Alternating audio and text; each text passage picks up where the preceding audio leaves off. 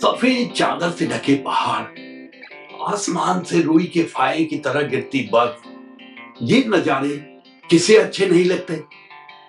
ये पहाड़ों का सबसे जादुई समय होता है, परंतु ये जादू यहाँ रहने वाले लोगों के लिए कई चुनौतियां भी लेके आता है। ऐसी चुनौती जिसका अगर ठीक से सामना न किया जाए तो ये एक सजा भी बन सकती है।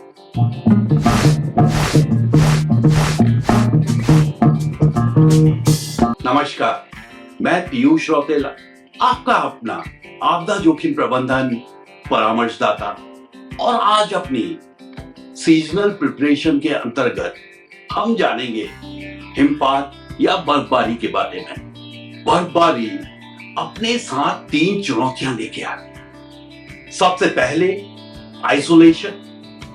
दूर दराज के पहाड़ी क्षेत्र जाड़े के मौसम में भारी बर्फबारी के कारण बाहरी दुनिया से कट सकते हैं, वो अलग थलग पड़ सकते हैं, और यहां तक कि बिजली और मोबाइल सेवा भी बाधित हो सकती है। और कई बार तो पानी के स्रोत जम जाते हैं और पाइप पानी जमने के कारण फट जाते हैं। दूसरा, हेल्थ रिलेटेड प्रॉब्लम्स।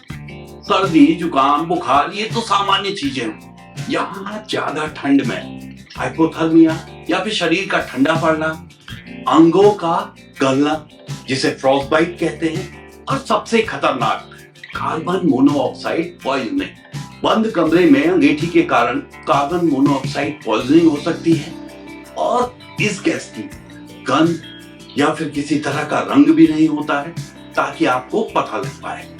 तीसरा, हिमस्खलन।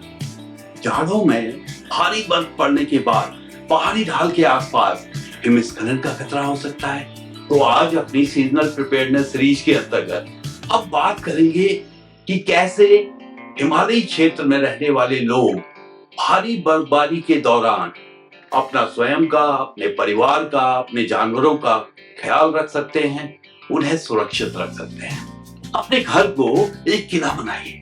सच मानिए, आपकी तैयारी ही आपकी सुरक्षा की गारंटी है। तो शुरुआत करते हैं आपके घर से। सबसे पहले जरूरी सामान।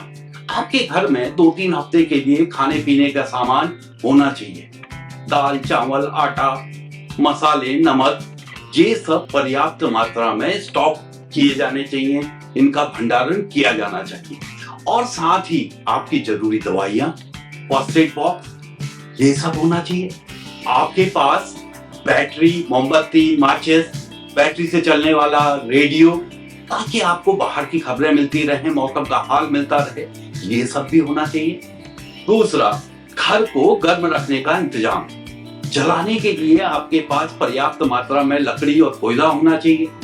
गैस का सिलेंडर अतिरिक्त होना चाहिए। साथ ही आपकी जो खिड़की दरवाजे हैं वो पूरी तरह से सील होने चाहिए ताकि बाहर की ठंडी हवा आप तक ना पहुंचे। और हाँ, सबसे जरूरी बात, अगर आप घर को गर्म रखने के लिए अंगीठी जलाते हैं तो बाहर से साफ हवा, ताजी हवा आने के लिए रास्ता होना चाहिए ताकि अंदर कार्बन मोनोऑक्साइड पॉइजनिंग की संभावना ना हो। तीसरा, घर की मजबूती। अपनी घर की छत जांच लें, वो पर्याप्त मजबूत होनी चाहिए।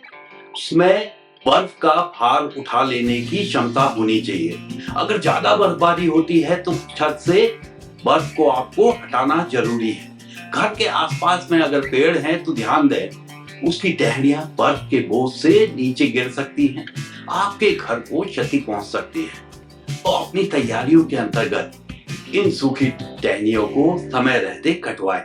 और हाँ, अपनी पानी की टंकी को इंसुलेट करें। टंकी से आपकी रसोई या बाथरूम तक जो नल आ रहे हैं उसे इंसुलेट करें। ऐसा आप सूखी घास या फिर टाट पट्टी की मदद से सहज ही कर सकते हैं। अब आती है घर के बाहर की तैयारी।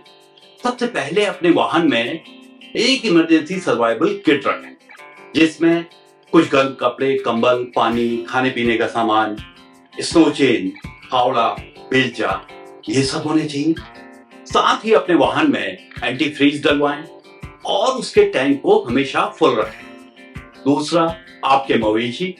अगर आपके पास पालतू जानवर हैं तो उनके लिए चारे की व्यवस्था, उनके लिए पर्याप्त गर्मी की व्यवस्था पहले से करके रखें। तीसरा, आपका सफर, जाड़ों में कहीं बाहर जाना पड़े तो मौसम की जानकारी पहले से ले लें। अगर भारी हिमपात की चेतावनी है तो यात्रा को कुछ दिनों के लिए टाल दें। सच मानिए, आपकी जिंदगी से ज्यादा जरूरी कोई काम नहीं है। उत्तरकाशी में दो पड़ोसी रहते थे, नेगी जी और बिष्ट जी। नेगी जी ने अक्टूबर में ही जाड़े की तैयारी कर ली थी। कोयला, लकड़ी इनका चट्टा लगा दिया था। खाने पीने का सामान पर्याप्त मात्रा में स्टोर किया हुआ था। वहां बिष्ट जी, उन्हें लगा अभी तो धूप है, फिर कर लेंगे, देखेंगे। वो काम को टालते रहे और नवंबर में ही क्षेत्र में भारी बर्फबारी हो गई। पूरा का पूरा इलाका 15 दिन के लिए बाहरी दुनिया से कट गया। नेगी जी आराम से रहे, उनका समय ठीक ठाक कटा, उनको किसी चीज की किल्लत नहीं हुई। उन्होंने पहले से हर चीज स्टोर करके रखी हुई थी। वहीं बिष्ट जी का राशन तीसरे चौथे दिन से खत्म होना शुरू हो गया। वो तो भला हो नेगी जी का और गांव के दूसरे लोगों का, जिन्होंने बिष्ट जी की मदद की, उनको राशन और जरूरी चीजें दी। उस दिन बिष्ट जी के समझ में आया, पहाड़ में टालम टाली का मतलब है खतरे को न्योता देना। बिष्ट जी जैसी गलती मत कीजिए। नेगी जी की तरह तैयार रहिए। आज ही अपनी विंटर चेकलिस्ट बनाइए, जरूरी सामान का भंडारण कीजिए।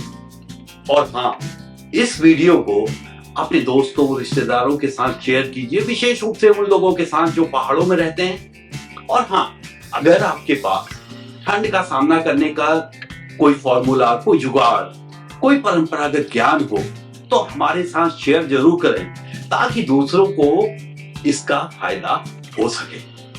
बर्फबारी का मजा लीजिए, लुत्फ लीजिए, परंतु साथ ही प्रकृति का सम्मान भी कीजिए। सम्मान का मतलब है तैयारी करना। अतः जानकार बनिए, तैयार रहिए, सुरक्षित रहिए। नमस्कार।